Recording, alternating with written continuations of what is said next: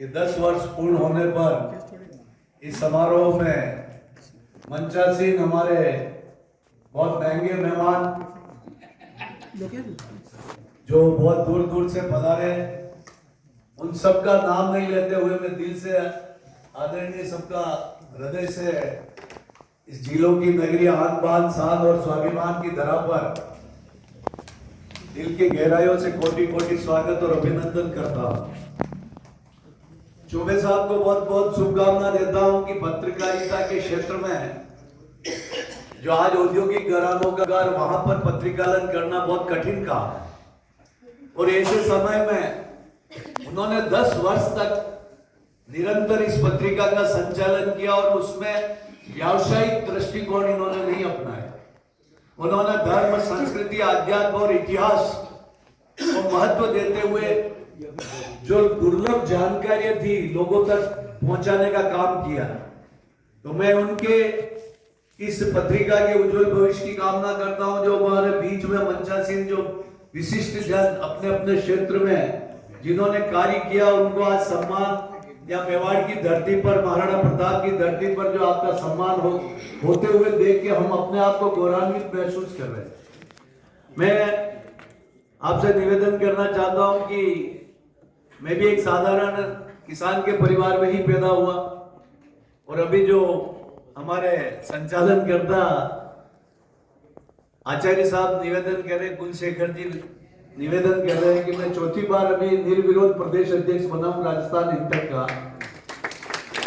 और अभी सितंबर में बैंकॉक में एशिया पैसिफिक रीजन का इंटरनेशनल आईएलओ का कन्वेंशन था, श्रम सम्मेलन, उसमें भारत का प्रतिनिधित्व करके आया। और अभी मैं वापस 24 तारीख से लगाकर 30 तारीख तक चाइना में श्रमिकों की बात भारत के मजदूरों की रखने के लिए जा रहा हूं। तो ये मेवाड़ की धरती पर जो हमें कुछ हासिल हुआ है वो हमें हारित ऋषि ने प्रदान किया।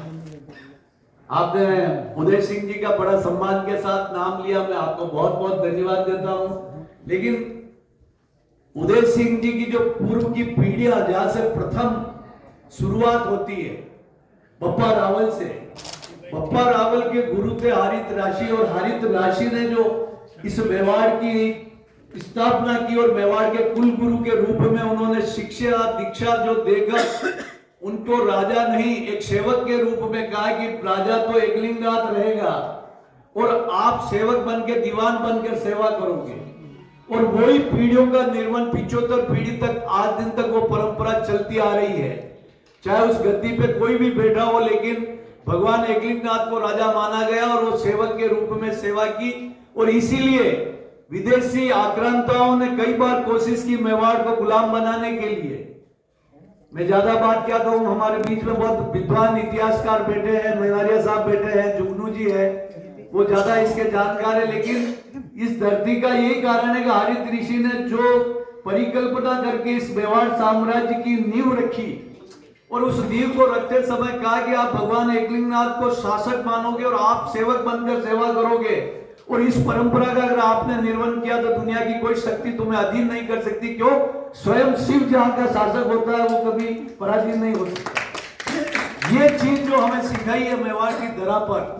और आप देखिए कितने मुगलों ने, कितने खिलजियों ने, कितने तुगलकों ने और कितने सूर्यों ने आके यहाँ पर हमारे पे आक्रमण किया, लेकिन हिंदुस्तान का मेवाड़ का धर्म ध्वजा को झुका नहीं सके। क्योंकि हमारा मेवाड़ की जो स्लोगन है कि जो दृढ़ राखे धर्म को ताही राखे करता है, जो धर्म की रक्षा करता है उसकी भगवान स्वयं रक्षा करता है। इसलिए और जब अंग्रेजों को भी इस मुल्क में आना पड़ा, हमारे माननीय अतिथियों को वैसे तो मालूम होगा कि हिंदुस्तान में विक्टोरिया का सिक्का चलता था, लेकिन मेवाड़ एक पहला ऐसा राज्य था कि वहां पर मेवाड़ पहला ऐसा राज्य था कि वहां पर उनको नई करेंसी इजाद करनी पड़ी। वहां चित्रकूट दोस्ती लंदन का सिक्का निकालना पड़ा। भारत में एकमात्र मेवाड़ राज्य ऐसा था जहां नई करेंसी निकालनी पड़ी जिसका नाम था चित्रकूट दोस्ती।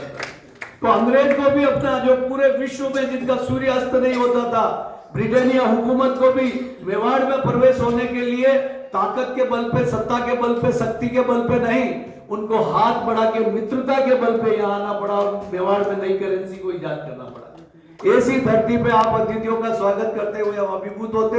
मैं जय किशन जी चौबे के निमंत्रण पे अभी हमारे एक कार्यक्रम था, छोड़ के आना पड़ा। इनका इतना प्रेम है, नहीं आता तो ये नाराज हो जाते। और एक ऐसी पत्रिका जो ये बिल्कुल जन कल्याण के लिए, लोगों के जनमानस की सेवा के लिए समर्पित कर रहे हैं, ऐसी पत्रिका के उज्जवल भविष्य की कामना करते हुए मैं इन 4 पंक्तियों से अपनी वाणी को विराम दूंगा कि इतनी सी बात हवाओं को बताए रखना, रोशनी होगी चिरागों को जलाए रखना, लहू देकर हिफाजत की है शहीदों ने, इस देश, इस माटी और इस अक्षय जन पत्रिका का गौरव सदैव बनाए रखना। जय हिंद, जय भारत।